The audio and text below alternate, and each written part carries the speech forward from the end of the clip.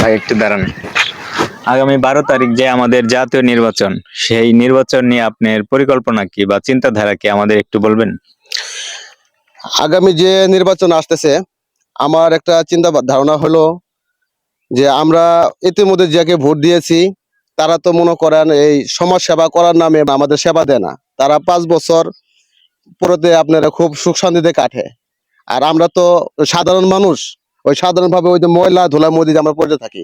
তাই এবার তো নিয়ত করছি আমরা সেরকম একটা প্রার্থীকে দেখে এবার আমার যোগ্যতার ভোটটা আমি দেবো আর কি। अच्छा। এটা খুবই একটা আসলে চমৎকার যে আপনার চিন্তাধারা, যে এমন একজন নাগরিককে ভোট দিবেন যারা দেশের জন্য কাজ করবে, যারা আপনার সমাজের মানুষের জন্য কাজ করবে, সেই ধরনের চিন্তা ভাবনা। এটা ভালো একটা উদ্যোগ।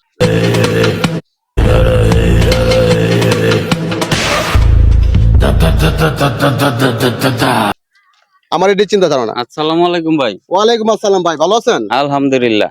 ভাই আমি কি মার্কায় দাঁড়াইছি জানেনই তো। ভাই এটা কি জানা লাগে, কোন দিয়ে বলা লাগে? আপনার মার্কা তো সারা মার্কা বর্তমানে, কোনো টেনশন নেই ভাই। আচ্ছা ঠিক আছে ভাই, তাহলে ভোটটা কিন্তু আমারে দিয়েন। দেন তো ভাই, আপনি একেবারে নিশ্চিন্তে। আচ্ছা এই ছোট, ওরে কিছু দিয়ে দে।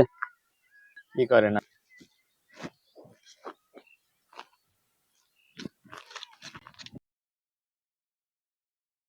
ভাই টাকাটা যে লইলেন, ভুট্টা গুলো জায়গা মতো দিয়েন।